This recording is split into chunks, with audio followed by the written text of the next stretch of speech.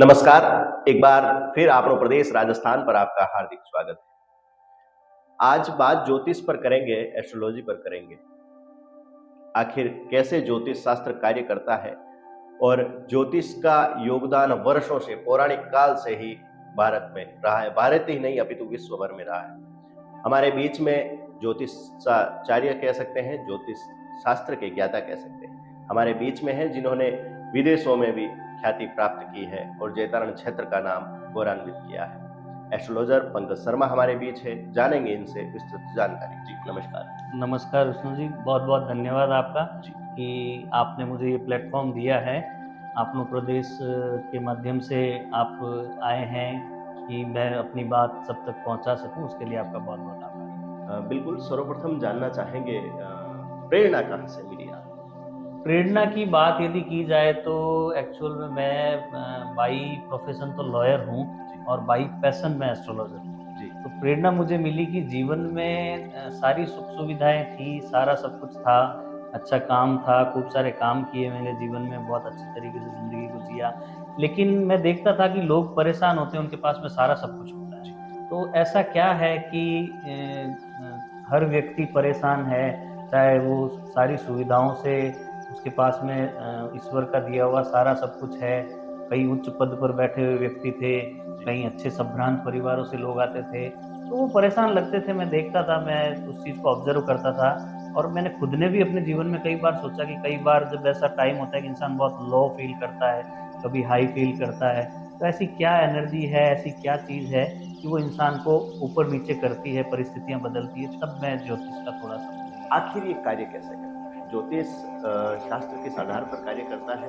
किस प्रकार इसकी गणना करते हैं? एक्चुअल में जो ज्योतिष शास्त्र है, उसके बारे में यदि कहा जाए तो astrology is a language. If you understand this language, the sky speaks to you. अगर आप ज्योतिष शास्त्र को जानते हैं, तो आप समझिए कि आसमान आपसे बात करता है, ठीक है? ज्योतिष शास्त्र कोई किसी का कहें कि कहीं विदेश से कुछ नहीं आया, ये भारतीय जो पौराणिक मान्यताओं के अनुसार ज्योतिष शास्त्र अपने ग्रंथों में भी है, पौराणिक ग्रंथों में आपको मिल जाएगा, वेदों में आपको मिलेगा। तो ज्योतिष शास्त्र एक विज्ञान है। आकाश में तारामंडल में जो विभिन्न जो ग्रह है, वो किस स्थिति पे बैठे हैं, क्या कार्य कर रहे हैं, उसके आधार पर ये निर्धारित होता है कि ज्योतिष शास्त्र में किसी व्यक्ति की कुंडली में ग्रहों का क्या प्रभाव रहेगा, कितने डिग्री पे कोई ग्रह बैठा है, वह क्या प्रभाव देगा, किस नक्षत्र में बैठा है, जब गोचर होता है उसमें परिवर्तन होता है, तब भी फर्क होता है। एक बात मैं आपसे जानना चाहूँगा, कई व्यक्तियों के पास ऐसा रहता है कि उसकी जन्मता है, उसे पता नहीं रहती है, वो पुराने अब तो नोट कर देंगे। बिल्कुल। तो ऐसे में ये रहता है कि ज्योतिष शास्त्र क्या उसी नक्षत्र के आधार पर कार्य करता है जिस समय उसका जन्म हुआ है, या उसका कोई और रास्ता भी दिख रहा है? एक्चुअल में होता ऐसा है कि एक इंसान अपनी ज़िंदगी तो जीता है, लेकिन उसमें अगर उसको खुद को बारे में जानना है कि आने वाला कल कैसा है, या आज जो परिस्थितियाँ चल रही है उसमें अगर उसको कुछ उपाय कर सके, रेमेडीज़ कर सके, तो उसके लिए सबसे पहले अगर किसी के पास कुंडली है, तो हम उसकी लग्न कुंडली निर्धारित करते हैं, एक लग्न कुंडली बनाते हैं कि वो जन्मा तब उसकी प्लैनेट की पोजीशंस क्या थी। यदि वह किसी के पास नहीं, जैसा कि आप पूछ रहे हैं, तो मैं आपको बताना चाहूँगा आपकी जानकारी के लिए और सारे जो दर्शक देख रहे हैं उन सबके लिए, कि एक प्रश्न कुंडली का निर्धारण किया जाता है। तो आपके मन में उस समय क्या प्रश्न चल रहा है, वो प्रश्न कुंडली पे एक प्रश्न बनेगा और उसका जवाब आपको उस प्रश्न कुंडली से मिलेगा। सबसे पहले तो ये होता है। अगर यह नहीं है तो एक दूसरा प्रोसेस है हस्त विज्ञान, जो सामुद्रिक शास्त्र है उसके अंतर्गत हस्तरेखा का आता है। तो हस्तरेखा द्वारा और फेस रीडिंग द्वारा आप किसी व्यक्ति की उसके बारे में पूरी जानकारी ले सकते हैं, उसके कौन-कौन सी जीवन में प्लैनेट्स के क्या प्रभाव पड़ रहे हैं, उनको आप ज्योतिष शास्त्र, हस्त विज्ञान और आप फेस रीडिंग कह रहे हैं, ये आपस में संबंध रखते हैं? जी। आपस में संबंध रखते हैं, ये किस प्रकार इनका संबंध रहता है? संबंध ऐसा होता है कि आप सबसे पहले किसी व्यक्ति की कुंडली निर्धारित करेंगे, ठीक है?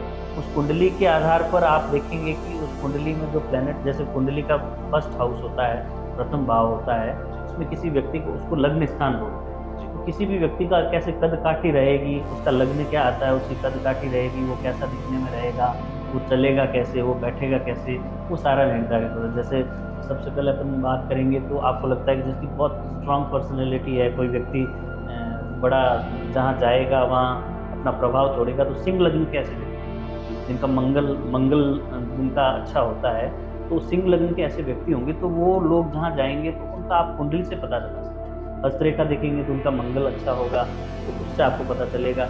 और उसके अलावा फेस रीडिंग से भी आप किसी व्यक्ति के बारे में बहुत अच्छे तरीके से जान सकते हैं। इन विधियों के अलावा भी जैसे हीलिंग होती है, तो हीलिंग में आप किसी का ऑरा चेक कर सकेंगे, किसी पर्सन का ऑरा कितना डाउन है, तो उस ऑरा से आसान भाषा में अगर हो रहा है, आभा मंडल होता है किसी भी व्यक्ति का आभा मंडल। जैसे आप और मैं बैठे हैं, तो आपके अंदर जो आपका आभा मंडल है वो कैसे कनेक्ट करता है किसी को, और मेरा आभा मंडल कैसे कनेक्ट करता है, मैं क्या रिएक्ट करता हूँ, मैं क्या बात करता हूँ, मैं किस तरह से मतलब खुद को रिप्रेजेंट करता हूँ, वो हो रहा है आभा मंडल। आगे सवाल ये पैदा होता है कि आखिर विश्वास कैसे?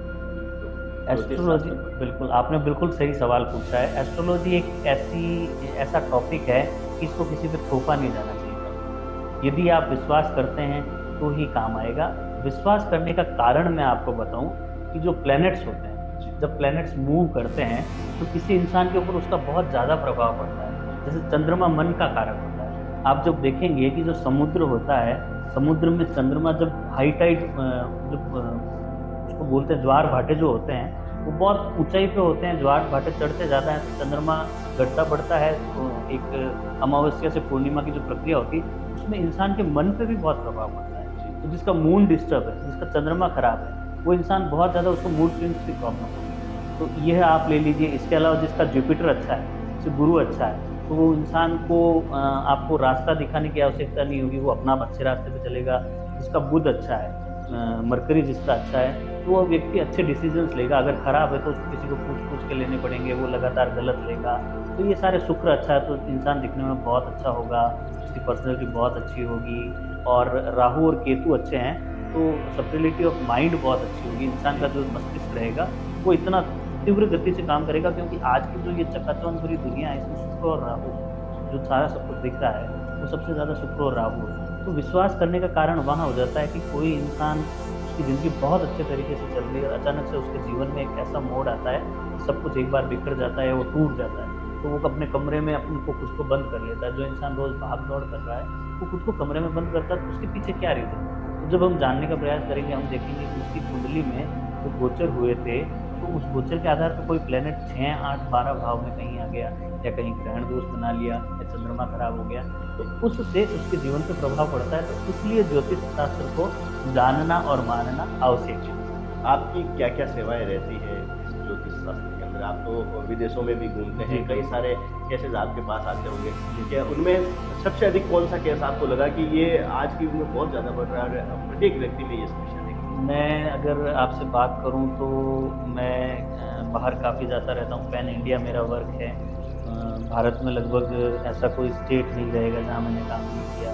विदेशों में भी, क्योंकि नेपाल में भी अभी आपको नेपाल में ऐसा कराया था, वहाँ की सरकार से मुझे सम्मानित किया गया। तो वो भी मेरे लिए एक उपलब्धि है, ऊपर वाले का आशीर्वाद है, मेरा कुछ नहीं है, तो सब ऊपर वाले की कृपा है। तो मैं बात कर रहा था कि ये जो सेवाएँ हैं, तो अब इसमें जो है सेवा देना, जैसे एस्ट्रोलॉजी में एक तो वैदिक एस्ट्रोलॉजी, मेरी स्पेशलिस्ट रहती है वैदिक एस्ट्रोलॉजी। मैं किसी भी व्यक्ति की कुंडली बना के बहुत अच्छे तरीके से उसको बता सकता हूँ कि उसके जीवन में आने वाले समय में क्या परिवर्तन होंगे, आज क्या चल रहा है, यदि समय खराब चल रहा है तो उसको ठीक कैसे किया जाए, रेमेडीज़ क्या किया जाए। एक्चुअली में होता ऐसा है कि कोई ग्रह यदि कहीं कुंडली में कहीं बैठा है तो अपन डिग्री वाइज बढ़ाना चाहे तो उससे अपन रिलेटेड जान सकते हैं। यदि उस गलत जगह पे बैठा है तो उसको ठीक करने के लिए रेमेडीज़ में अपन उसको 20 मंत्र का जाप करते हैं, उससे रिलेटेड दान करते हैं।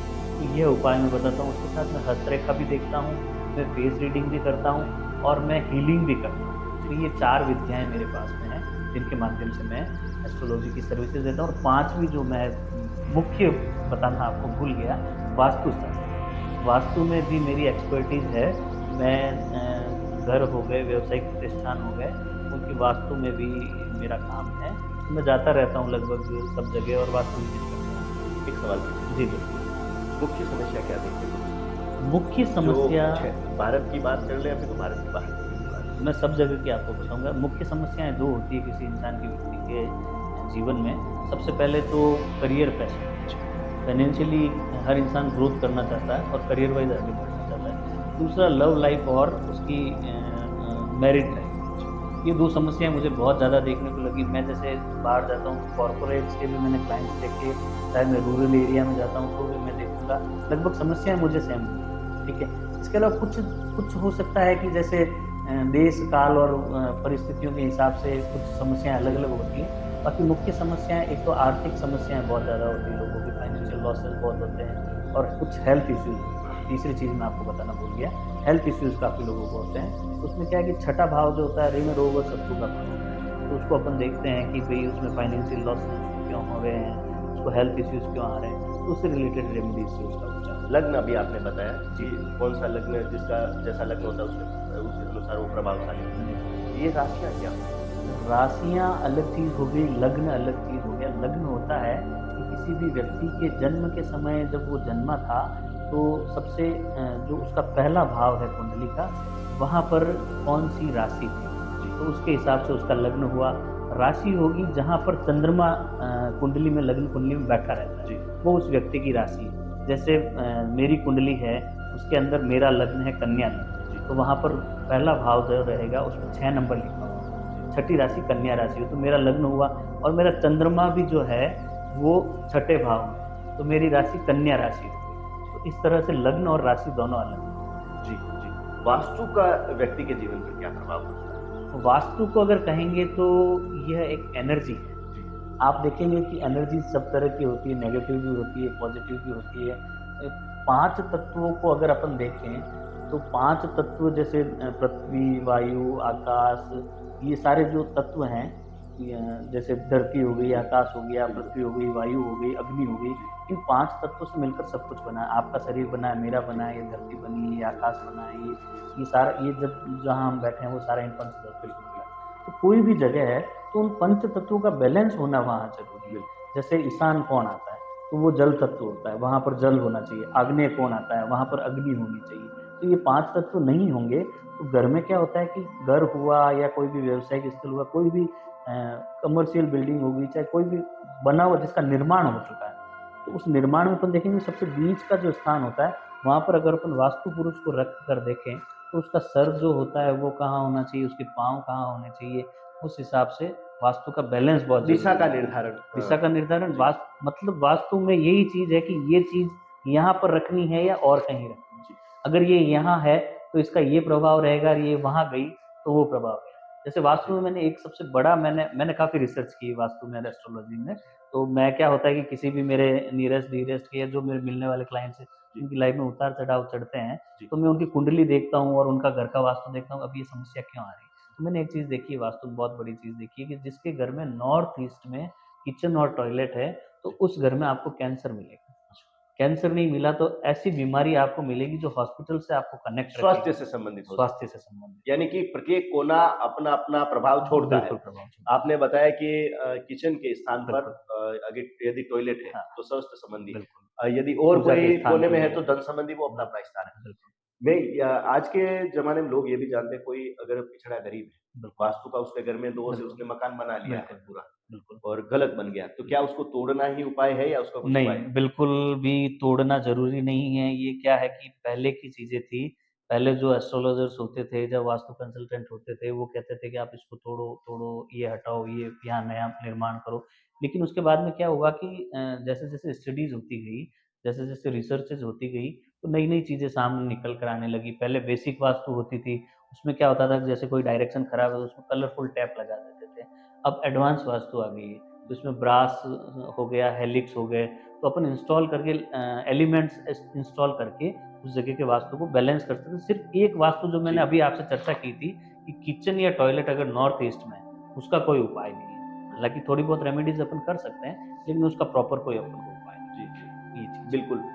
यदि किसी की व्यक्ति की कुंडली ना हो तो आपने बताया कि हस्त रेखा और जी, बिल्कुल। फेस से पता जी, कर सकते जी, हैं। क्या बिल्कुल। नाम से भी कुछ पता कर सकते हैं कि शुरू से जन्म से लेकर अब तक जिस नाम से उसको पुकारा जाता है, उस एक्चुअल आधार पर में कुछ नाम से पता कर सकते हैं, नंबर से पता कर सकते हैं। जी, जैसे आपका नंबर 1 है, जी, तो आप गवर्न होते हैं सन से, जी, ठीक है? न्यूमरोलॉजी भी एक साइंस है, न्यूमरोलॉजी भी मैं करता हूँ, वो कहीं बीच में शायद अपन दोनों की बात में कहीं बीच में रह गई।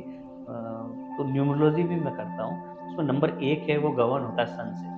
तो वो इंसान 1 नंबर वाला होगा, वो बहुत पोटेंशियल वाला होगा, बहुत प्रभावशाली उसका व्यक्तित्व होगा, वो जहाँ जाएगा वो उसकी एक अलग छाप होगी। 2 नंबर वाले जैसे मून से रिलेटेड हो गए, जी।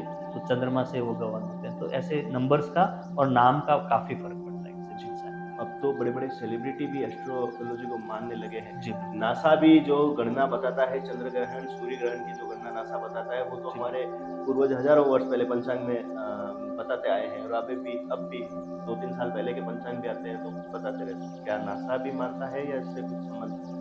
एक्चुअल में ये एक साइंस है ना, ये तो एक विज्ञान है। जी, नासा मानता है, आप देख लेंगे कि बड़ी-बड़ी रिसर्चेज़ होते हैं, इसके लिए बड़े-बड़े इंस्टीट्यूट्स ओपन हो रखे हैं। जी, तो आप बात करेंगे इंडियन से ज़्यादा फ़ॉरेनर्स इस चीज़ को ज़्यादा मानते हैं। जी, मतलब इंडियन तो और एस्ट्रोलॉजी को कम तवज्जो देते हैं, इतना लोगों को भी रहता नहीं है, हर आदमी अपनी कुंडली नहीं दिखाता है। फ़ॉरेनर्स तो इसको बहुत ज़्यादा मानते हैं, वो प्रॉपर ट्रांज़िट देखते हैं, वो टेलिस्कोप लेके बैठे होते हैं कि कौन-सा प्लैनेट अब ट्रांज़िट कर रहा है और उसकी लाइफ़ में उनका क्या इफ़ेक्ट आएगा। जी।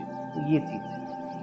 यदि किसी को अपने जीवन के बारे में इतना पता ना हो, जन्म के बारे में, या कोई ऐसा कंकर या ऐसा कोई राशि का कंकर जो इस्तेमाल यूज़ में करते हैं, तो सभी के लिए एक कोई ऐसा है नीलम जैसे पन्ना, ये कई सारे ऐसे एक्चुअल में प्लैनेट्स के अकॉर्डिंग जेमस्टोन पहनने चाहिए और प्लैनेट्स देखने चाहिए लग्न कुंडली में कौन-सा प्लैनेट कहाँ पर है। लेकिन एक ऐसा स्टोन है जो सभी पहन सकते हैं, सुलेमानी अकीक उसको बोलते हैं। तो उसका नाम हकीक भी है, अकीक भी है। वो प्रोटेक्टिव स्टोन होता है, जैसे ये मैंने धारण कर रखा है। तो ये कोई भी लग्न, कोई भी राशि वाला व्यक्ति पहन सकता है। इसके अलावा ऐसे और बहुत सारे हैं, जैसे फिरोज़ा हो गया, ठीक है? तो सनस्टोन हो गया। ये जो पत्थर होते हैं, ये कोई भी पहन सकते हैं, उनका किसी के ऊपर नेगेटिव इफ़ेक्ट नहीं है। जी। और अपने दर्शकों को किसी प्रकार का कोई संदेश देना चाहें और एस्ट्रोलॉजर को अपने हिसाब से कुछ बताना चाहें, अगर मैं आप सब लोगों को ये बताना चाहूँगा कि एस्ट्रोलॉजी, आज की जो एस्ट्रोलॉजी हो गई है, उसमें आप विश्वास करके ही किसी एस्ट्रोलॉजर्स को आप कनेक्ट करें, क्योंकि आज के समय में नेगेटिव एस्ट्रोलॉजी काफ़ी ज़्यादा चल रही है। आपको क्या किया जाएगा कि डराया जाएगा कि 1 महीने बाद में आपके साथ में एक घटना होने वाली है, तो आपको फिर आप डर जाएँगे, आप दूसरे दिन उससे संपर्क करेंगे, तो वो आपको कहेंगे कि आप 21,000 की 51,000 की कोई पूजा करवाओ, हम आपको ये करेंगे। तो ऐसे लोगों से आप बचकर रहें। एस्ट्रोलॉजी डराने का काम नहीं होती है, एस्ट्रोलॉजी रास्ता दिखाने का काम होती है।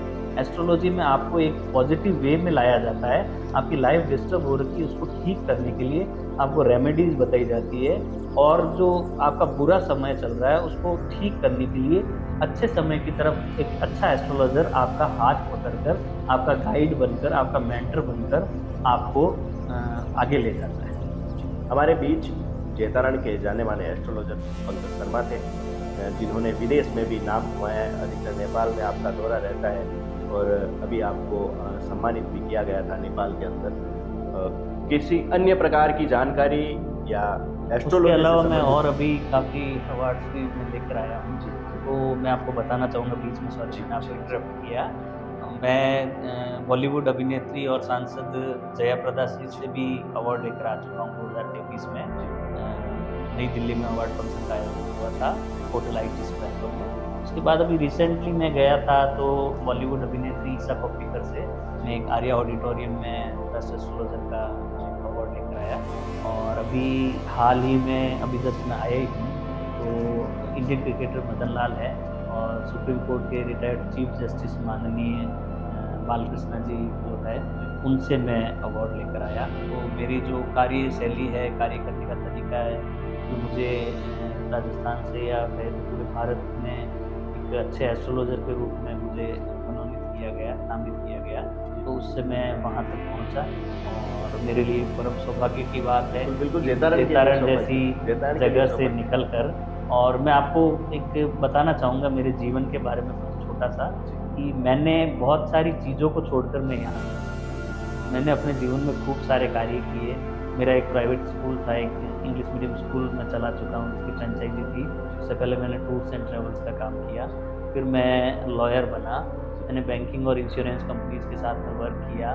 मैं राजस्थान सरकार का नोटरी पब्लिक भी हूँ। लेकिन सारी चीज़ों के रहते मुझे कहीं न कहीं एक अंदर से होती थी कि मेरे को दुनिया देखनी है। तो मैं यहाँ रहकर वो चीज़ नहीं कर सकता था। मेरा सपना था कि मेरी जो पासपोर्ट है उसके ऊपर बहुत सारी कंट्रीज़ के स्टाम्प्स लगे। मैं बहुत सारे देशों में घूमूँ, लोगों से मिलूँ, अलग-अलग जगह जाऊँ, अलग-अलग चीज़ें सीखूँ।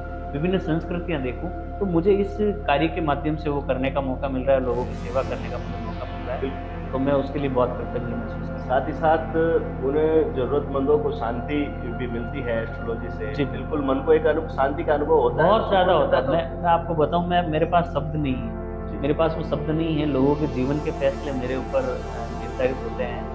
मेरे को कॉल करके लोग अपने जीवन में बड़े-बड़े फैसले लेते हैं, तो कभी-कभी लगता है कि उस परम सत्ता का मेरे ऊपर कहीं न कहीं आशीर्वाद है, तो वो हमेशा बना रहे। मैं लोगों की इसी तरह से सेवा करता रहूँ, मैं इसी तरह से सबका सहयोग करता रहूँ, ये मेरा हमेशा मेरी भावना है। जन कल्याण की भावनाओं को लेकर आत्मीय सुख अगर इनकी तरफ से किसी को मिल सके और जीवन खुशहाल बन सके, ऐसा प्रयास एस्ट्रोलॉजर पंकज शर्मा की तरफ से रहता है। आपको भी अगर आपके जीवन में किसी प्रकार की कोई दुविधा है, यदि आप ज्योतिष संबंधी कुछ जानकारी चाहते हैं, आप भी अपना जीवन सुखमय बनाना चाहते हैं, तो नीचे दिए गए नंबर जो हमारी स्क्रीन पर आपको नजर आ रहे होंगे, इस नंबर पर संपर्क कर आप एस्ट्रोलॉजर पंकज शर्मा से बात कर सकते हैं, अपने जीवन की बात साझा कर सकते हैं। આપણો પ્રદેશ રાજસ્થાન से विष्णु उपाध्याय।